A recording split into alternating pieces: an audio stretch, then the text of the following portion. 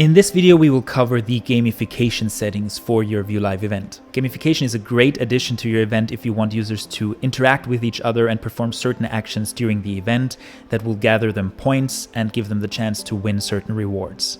In order to access these settings, when you're logged into your VuLive account, simply navigate to Gamification in your left side menu. This will give you access to this screen. Now at the top, we have our gamification base settings. So here we can choose the gamification type for the event. We can either choose none if we want to have no gamification during the event. We can also choose the global option, which means that all of the event attendees and users within your system will be ranked on one single leaderboard with the points that they've gathered throughout their event interactions. And this is the best option for scheduled events that happen once, that are not recurring, where we just have one single leaderboard for all attendees. You can of course also use this for evergreen events, but keep in mind that you will just have one leaderboard that will not be separate for each of your event instances. Lastly, we can choose the per event option, which means that we set up different separate leaderboards for each instance of your event. Now, this is the best option for evergreen events, where we will have a new ranking every time that the event goes live with a fresh set of users.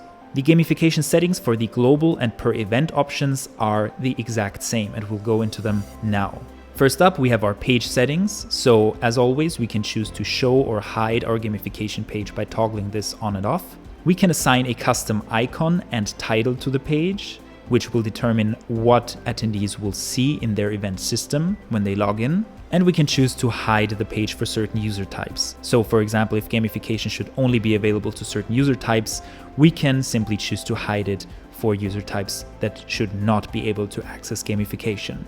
In general, however, we recommend that gamification settings are open to everyone, but this might depend on your use case, of course.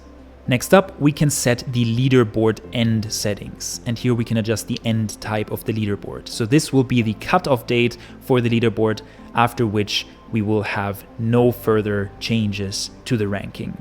Now you can either choose no end, which means that the leaderboard will be open-ended and attendees can continue to collect points and change their place in the ranking. You can choose after session, and here you can predefine a certain session after which you want your leaderboard to end and be set in stone.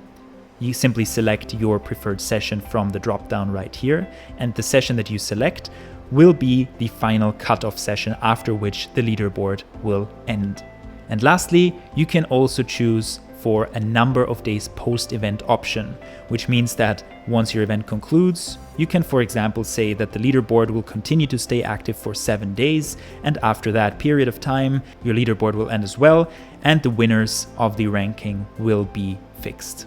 Next up, we have the referral settings, in which we can define a refer URL, which will be available to all event attendees through their gamification menu that they can use to recruit other attendees for your event. And if they do, they will get a certain number of points in the gamification system, which you can simply predefine here as well.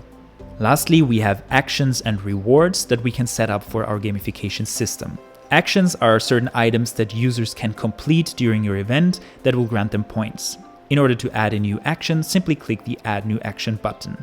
Once you've created the action, you can flesh it out. First of all, by assigning a custom icon to this action by clicking here, then assigning a title to the action, and then by assigning points for users to perform that action. For the type of the action, now simply select what the action will be and what the trigger in the VuLive system will be for granting the users the predefined number of points. For the type, you have a couple options. You can either choose Upgrade User Type and then select the user type that you want to include in this action. So for example, you might have Upgrade to VIP grants them a certain number of points. You might have a third user type that grants them even more points, and so on. You can also use the Acquire Tag option in a similar way to grant users points. You can choose First Login to give users a certain number of predefined points upon the first login into their event system. You can assign them points for watching each broadcast session of your event. You can grant them points for watching each replay session in your event replays, and you can assign them points for submitting an additional profile field and fleshing out their event user profile. Once you've set up all of the actions that you want your users to perform and the points that are associated with those actions, we can finally move on to the reward settings. In the reward settings, we can define what users with a certain rank in our leaderboard will receive as rewards for their actions. Simply click Add New Reward to add a reward, and simply enter the place and the reward in the title field. Simply repeat this for as many rewards as you want to assign for your leaderboard leaders. Once you've made all of your desired adjustments, as always, don't forget to click the Update button in the bottom right corner of your screen to make the gamification settings go live and take effect. And that is how you can adjust the gamification settings in your VuLive portal.